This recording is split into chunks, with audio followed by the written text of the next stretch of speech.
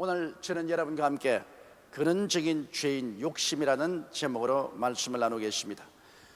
오늘 우리들이 겪고 있는 이 모든 경제적인, 사회적, 국가적인 고통의 뿌리는 욕심에 있습니다.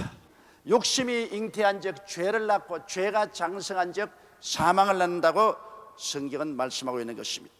성경에 보면 우리 조상 아담의 타락도 바로 그 근원이 욕심에 있는 것을 우리가 알 수 있습니다. 하나님께서 그렇게 아름다운 에덴을 지으시고 상함도 없고 해함도 없게 하시고 무엇을 먹을까, 무엇을 입을까, 무엇을 마실까 염려할 것이 없는 낙원을 지으시고 아담을 그곳에 두셨습니다. 그리고 아담에게 하나님께서 오직 경고한 것이 있습니다. 야훼 하나님이 그 사람을 이끌어야 된 동산에 두사 그것을 다스리며 지키게 하시고, 야훼 하나님이 그 사람에게 명하여 가라사대 동산의 각종 나무의 실과는 내가 임의로 먹되 선악을 알게 하는 나무의 실과는 먹지 말라. 내가 먹는 날에는 정령 죽으리라고 말했습니다. 여러분께 말씀해 드린 것처럼 선악을 분별하는 나무는 주인이 되는 나무인 것입니다. 오직 주인만이 선악을 분별하고 종은 선악을 판단할 권한이 없습니다. 그러므로 아담과 하와에게 주인이 되지 말고 하나님을 섬기고 믿고 순종하는 종이 되라고 말씀한 것입니다. 그러나 아담과 하와의 욕심이 바로 마귀의 꾀임에 끌려서 선악과를 따먹고 하나님처럼 되고 주인이 되려고 한 것입니다. 창세기 3장 4절에 보면 뱀이 여자에게 이르되 너희가 결코 죽지 아니하리라. 너희가 그것을 먹는 날에는 너희 눈이 밝아 하나님과 같이 되어 선악을 알 줄을 하나님이 아심이라. 너희도 선악과를 따먹으면 좋다 나쁘다를 결정할 수 있는 자유를 얻고 스스로 주인이 된다. 하나님처럼 된다. 그러므로 따먹어라. 이렇게 꾀었습니다. 그러므로 이 마귀의 꾀임을 받아들여서 욕심이 잉태하니까 죄를 낳게 되는 것입니다. 여러분, 욕심이 들어오면 죄는 불법입니다. 진리를 떠난 것입니다. 욕심이 들어오면 비정상적인 방법으로 욕심을 채우려고 죄를 범하게 되는 것입니다. 바로 아담과 하와가 한 일이 바로 그것입니다. 창세기 3장 6절에 여자가 그 나무를 본즉 먹음직도 하고 보암직도 하고 지혜롭게 할 만큼 탐스럽기도 한 나무인지라 여자가 그 실과를 따먹고 자기와 함께한 남편에게도 주매 그도 먹은지라. 그들은 육신의 정욕, 안목의 정욕, 이 세상 자랑을 따라 욕심이 잉태한 즉 하나님의 법을 어기고 비정상적인 방법으로 그들도 하나님이 되려고, 주인이 되려고 선악과를 따먹고 범죄하고 말한 것입니다.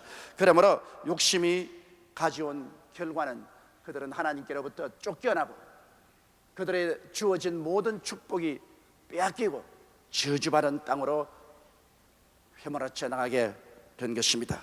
로마서 5장 12절에 이러므로 한 사람으로 말미암아 죄가 세상에 들어오고 죄로 말미암아 사망이 왔나니 이와 같이 모든 사람이 죄를 지었으므로 사망이 모든 사람에게 미쳤나니라고 말씀을 하셨습니다. 오늘날 우리가 보는 이 모든 불행과 고통은 우리 조상 아담과 하와의 욕심 때문에 이루어진 것입니다. 그 욕심과 탐욕이 바로 하나님의 법을 어기고 삐뚤어지게 나가게 하고 결국에는 사망을 가져오게 된 것입니다. 우리의 삶 모든 면에 죽음이 깔려 있습니다. 이것은 바로 욕심이 가져온 결과인 것입니다.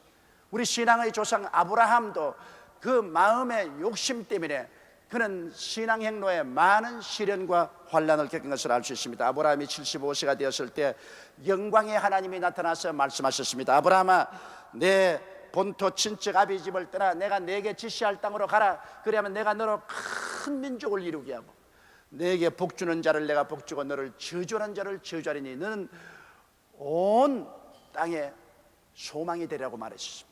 그는 하나님의 놀라운 축복의 언약을 받고 메소포타미아 땅을 떠나서 갈대아 우르 땅을 떠나 젖과 꿀이 흐르는 가나안 땅으로 가게 된 것입니다. 그러나 그 마음속에 욕심이 생겼습니다. 하나님께서는 본토 친척 아비 집을 떠나라고 했는데 그 욕심 때문에 본토 친척 아비 집을 떠나지 않았습니다. 본토에서 모은 모든 재산 다 모으고 그의 아비 집인 조카를 데리고 그리고 모든 일가 친척과 종들 다 데리고 일대 군단을 이루어서 그들은 가나안을 향했습니다. 여러분, 하나님께서는 아브라함 보고 자기 아내만 데리고 혈혈단신으로 떠나라고 했는데 그 욕심이 하나님을 온전히 순종하지 못했습니다. 그래서 창세기 12장 5절에 보면 아브라함이 그 아내 사레와 조카 롯과 하란에서 모은 모든 소유와 얻은 사람들을 이끌고 가나안 땅으로 가려고 떠났어 마침내 가나안 땅에 들어갔더라.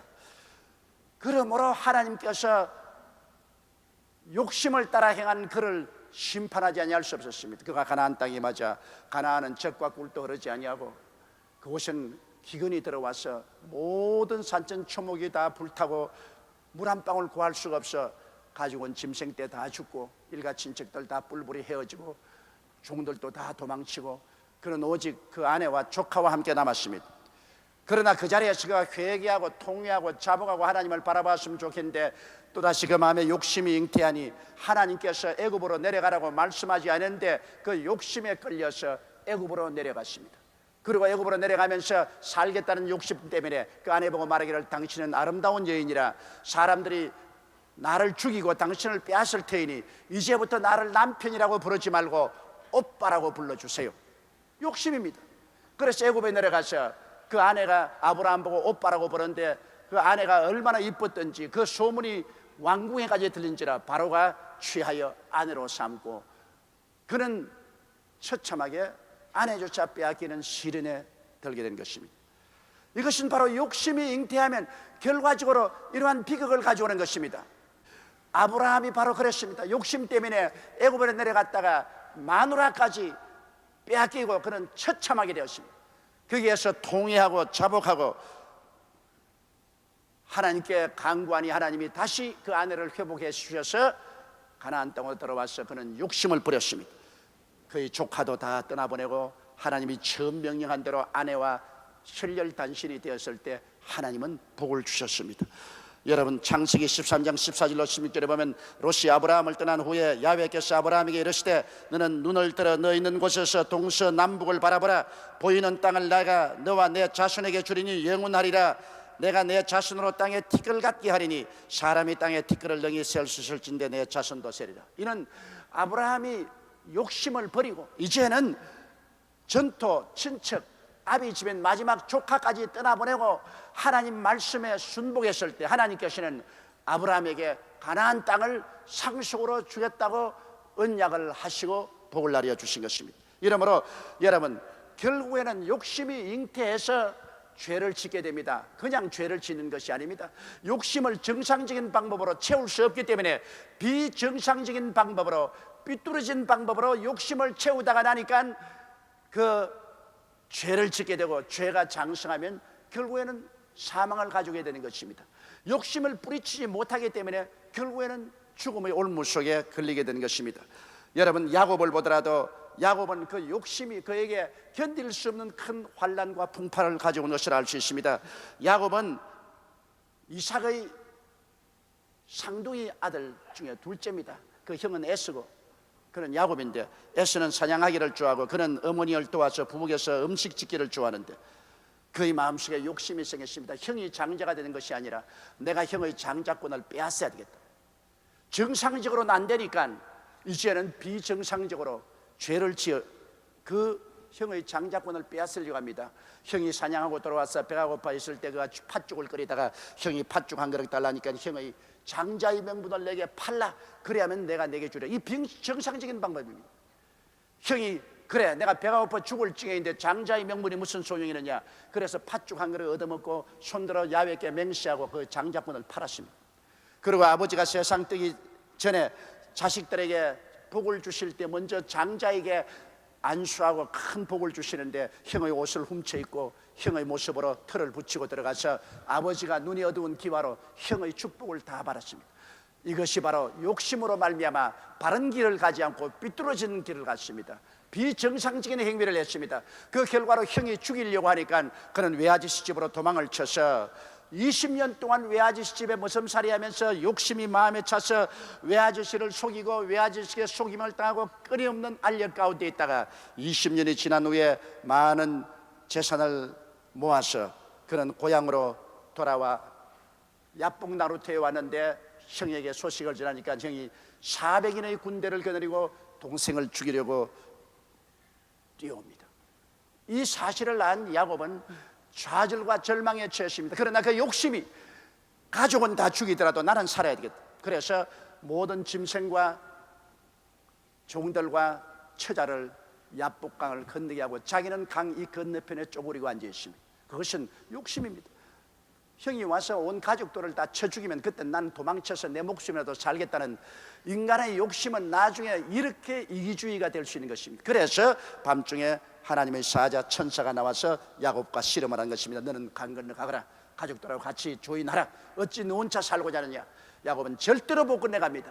처자가 다 칼에 맞아 죽을지라도 나는 혼자 살아야 되겠습니다. 못 건너갑니다.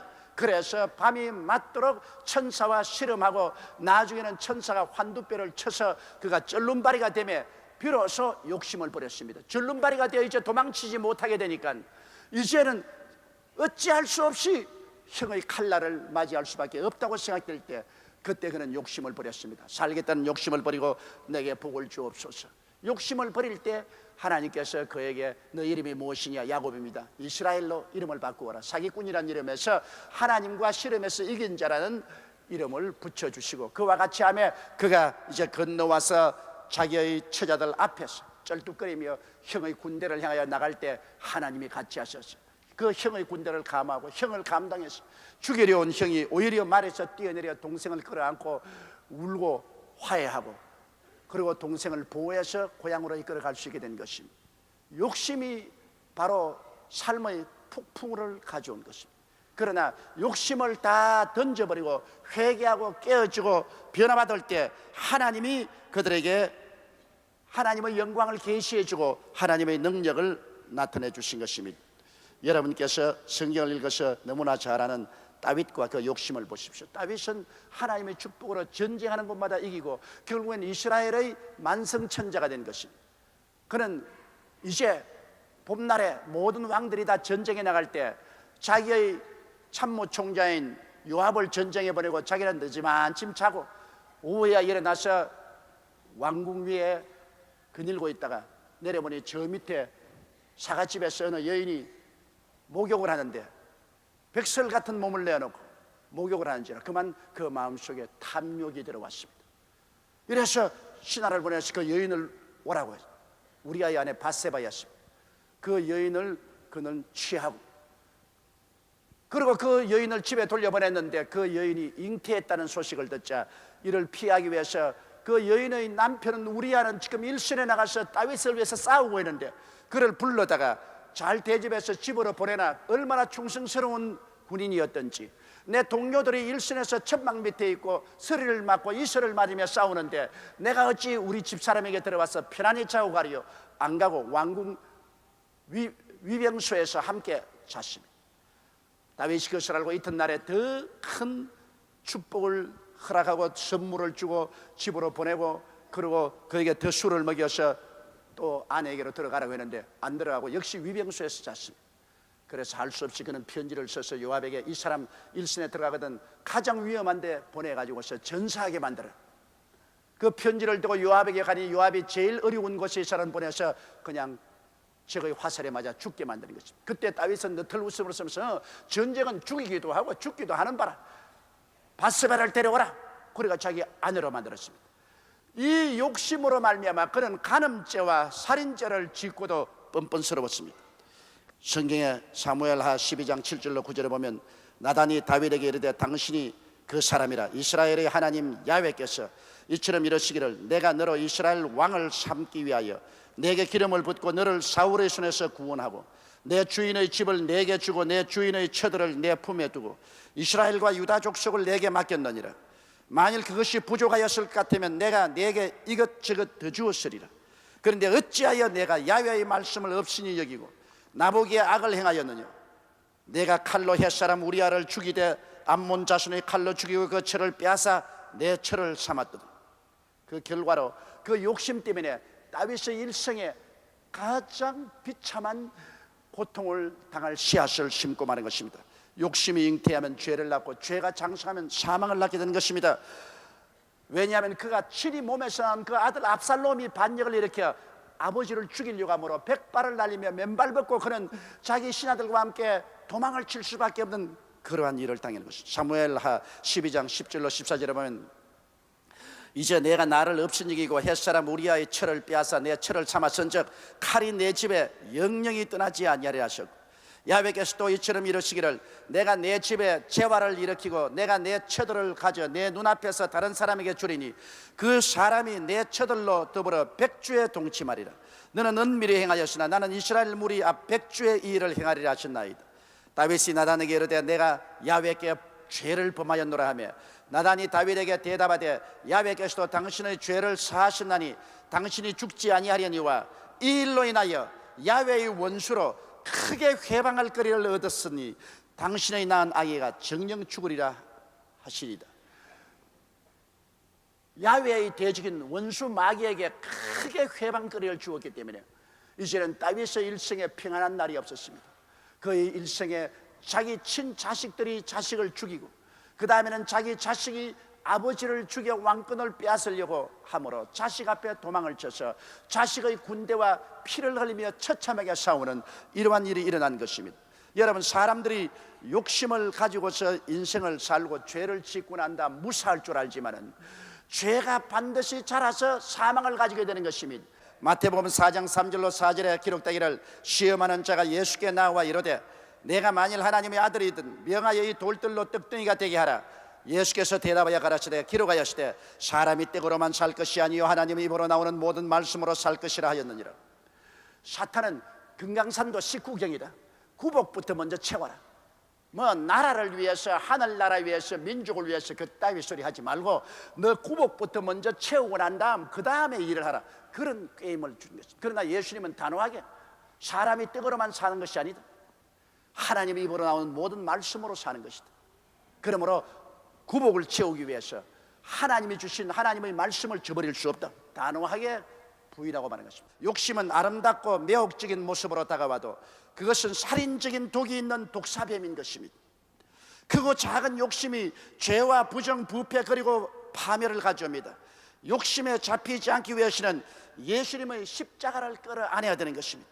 그곳에 나를 못 받고 오직 주님을 섬기기 위하여 살 때 성령님의 인도를 받게 되고 욕심의 올무에서 벗어나게 되는 것입니다.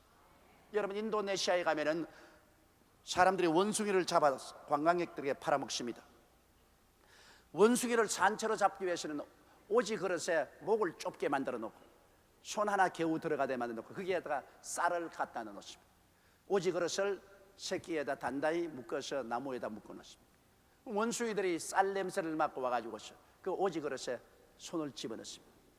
집어넣어서 쌀을 산뜻 손에 잡으면 주먹이 되니까 안 빠져나옵니다. 손을 이렇게 들어가는데 주먹만 집으면 안 빠져나오거든. 쌀을 잔뜩 쥐고서 안 빠져나와서 그거 빼려고 할 때 그 물을 들고 가서 그를 덮어 씌워서 원숭이를 잡습니다. 그 물 속에 갇혀 있으면서도 그 쌀을 쥐고서 손을 안 놓습니다. 욕심이 얼마나 무서운 것을 알 수 있는 것입니다. 욕심만 놓아버리면 싹 손이 빠져나오는데 그 쌀을 먹겠다고 한번 쥔 그 주먹을 자기의 목숨을 바치고 놓지 않습니다. 그 원숭이만 그렇다고 여러분 생각하지 마십시오. 오늘 너무나 많은 사람들이 욕심을 꽉 쥐고서 그것만 놓으면 살겠는데 욕심을 놓지 않기 때문에 결국에는 파멸을 당하는 일들이 얼마나 많습니까? 바울 선생은 갈라디아서 2장 20절에 말씀하기를 내가 그리스도와 함께 십자가에 못 박였나니 그런즉 이제는 내가 산 것이 아니요 오직 내 안에 그리스도께서 사신 것이라. 이제 내가 육체 가운데 사는 것은 나를 사랑하셔 나를 위하여 자기 몸을 버리신 하나님의 아들을 믿는 믿음에서 사는 것이라. 로마서 8장 6절에 육신의 생각은 사망이요 영의 생각은 생명과 평안이라고 말했었습니다. 갈라디아서 5장 24절로 25절에 그리스도 예수의 사람은 육체와 함께 그 정과 욕심을 십자가에 못 박았느니라. 만일 우리가 성령으로 살면 또한 성령으로 행할지라고 말한 것입니다. 요한일서 2장 17절에 이 세상도 그 정욕도 지나가되 오직 하나님의 뜻을 행하는 이는 영원히 그 아니라고 말한 것입니다. 그러므로 우리의 마음속에 우리는 욕심을 버려야 됩니다. 욕심이 있는 곳에 반드시 마귀가 달라옵니다. 썩은 것이 있어야 똥파리가 날라오는 것처럼 우리 마음속에 욕심 때문에 마귀가 들어와서 그 욕심의 낚시에 우리가 걸려 끝없는 불행과 고통을 당하게 되는 것입니다. 이러므로 우리의 마음속에 언제나 자기 분수를 알고 자기의 분수를 따라 살아야 됩니다. 사람이 마땅히 생각할 그 이상의 생각을 품지 말고 각 사람에게 나누신 믿음의 분량대로 지혜롭게 생각하라. 하나님께서 각 사람에게 분수를 주셨습니다. 그 자기의 믿음의 분수를 생각하고 그 분수를 따라 성실하고 착실하게 살면은 주님께서 우리를 자꾸 분수를 높여 주셔서 우리에게 더 많은 은혜를 주시는 것입니다. 그러나 뱁새가 황새를 따라가려고 날다가 날개 쭉지가 부러진다는 말이 있는데요, 자기 분수를 뛰어넘어 탐욕을 내다가는 반드시 정상적으로 욕심을 채울 수 없으므로 비정상적으로 행동을 하게 되는 것입니다. 죄를 짓게 되는 것입니다. 법을 범하게 되는 것입니다. 그 결과로 사망이 다가와서 영도 마음도 몸도 생활도 파탄내리고 마는 것입니다. 우리는 그러므로 오직 우리 주 예수 그리스도를 모시고 그 십자가에 나의 욕심을 못 받고 하나님을 섬기고 하나님을 믿고 하나님을 의지해서 하나님이 주시는 은혜와 복을 받아 큰 의와 평강과 희락으로 이 땅에서 살고 영원한 세계까지 들어가게 되는 여러분 되시기를 주의 이름으로 축원합니다.